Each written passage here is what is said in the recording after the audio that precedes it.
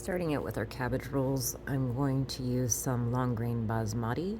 I'm doing about 2 cups here. I'm making a big batch of cabbage rolls. There's probably going to be anywhere between 30 to 35 of them by the end of this. Here I'm just washing the rice. We're going to keep doing this until the water runs clear. I like to do this part first just because it gives the rice a chance to soak for about 15 to 20 minutes while I get everything else prepared for the cabbage rolls. The water's starting to run clear here, so I'm just going to run it through a colander and drain it off. I'm going to add it back to this bowl, and then I'm going to fill it with cold water and let it sit in this water for about 15 to 20 minutes. Doing this helps the moisture stay in the rice before it goes in the meat mixture. Here I'm going to core my green cabbage. I like to cut it on kind of an angle as it helps that core come right out. Now I'm going to take this green cabbage and I'm going to put it into some boiling water. We don't want to leave it in there for more than 15 minutes, and the leaves will start popping off after about 4, and then we remove them from the water. Now I'm cutting the Savoy cabbage. A lot of people like to use this one for cabbage rolls because they are more pliable. I just happen to have both, so I'm doing a tutorial on both. 15 minutes on the timer, and make sure we keep an eye on them as they're boiling. Like I said, the leaves will start coming off after about 4 minutes, and we're just going to keep pulling them out as they get ready and malleable in order to use them for our cabbage rolls.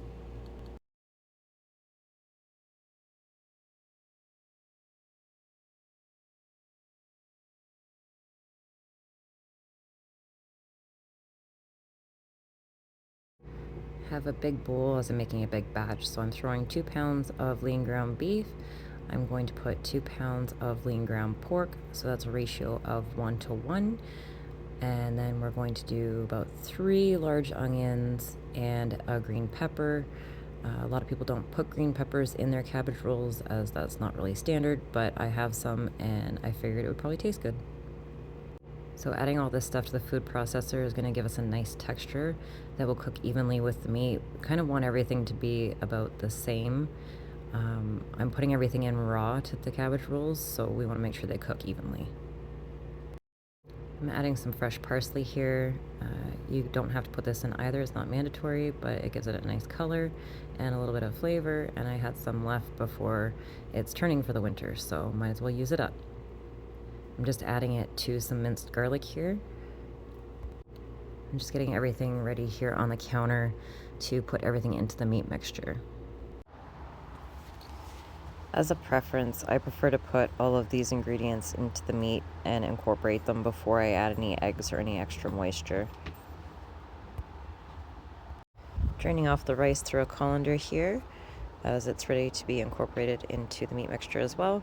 Just adding the parsley and garlic, the green peppers and the onions, and then my spices, which I'm using just kosher salt, ground black pepper, and some smoked paprika. And I'll incorporate this together with the rice. And we just want to be gentle with this. You don't want to overwork it.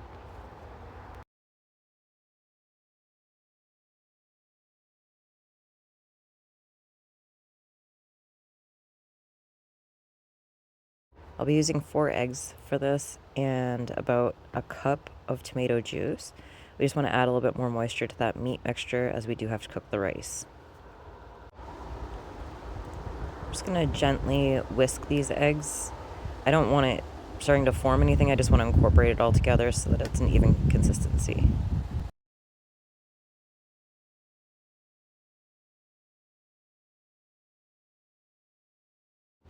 Now that that's done, we're going to add the tomato juice and the eggs into the meat mixture, and then we're going to incorporate it throughout. Again, just try and be gentle. We don't want to like squish this meat together. We kind of still want it to be a little loose.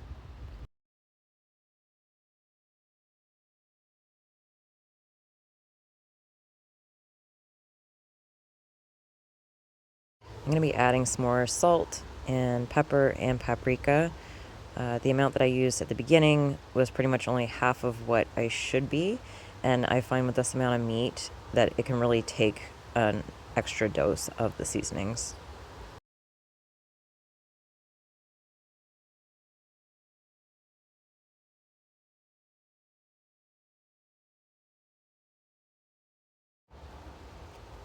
I've got everything here that I need to make the cabbage rolls.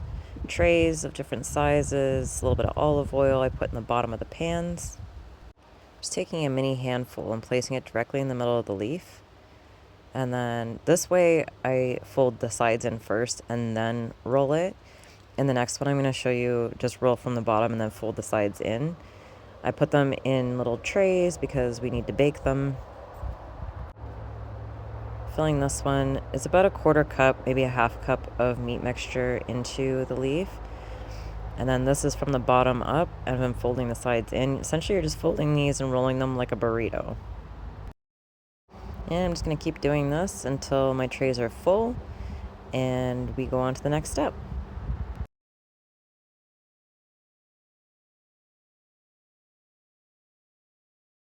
This is my homemade tomato sauce that I did preserve earlier. I think in August I did it. I'm just pouring a bunch of it over top. This is going to contribute to the moisture that we need as well to cook that rice inside of the beef and pork mixture while it's in the oven.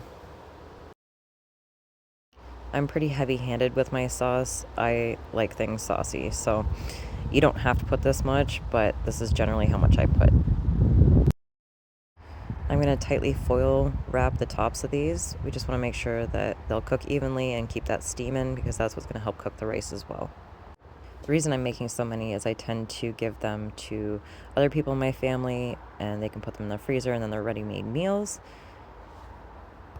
Setting the timer to 2 hours and 25 minutes. The temperature of the oven is 350 and I'm going to leave them in there to do their thing. Okay, time's up. They're all cooked. It's been 2 hours, 25 minutes, and I'm just going to unwrap them all here. This is only one tray of 2 that I've got, but I'm just investigating all the rolls, making sure they're not stuck to the bottom. I'm adding extra sauce here. Like I said, I like extra sauce. So I'm going to put this all together, and then I'm going to change where they are. Like I'm going to get them out of the trays and put them onto plates just so they can cool down, because I'm going to refreeze them in these trays. Okay. They're all done cooling down. I'm going to cover them in foil. I'm going to throw them in the freezer and put cooking instructions on the top, and they'll be ready for another day.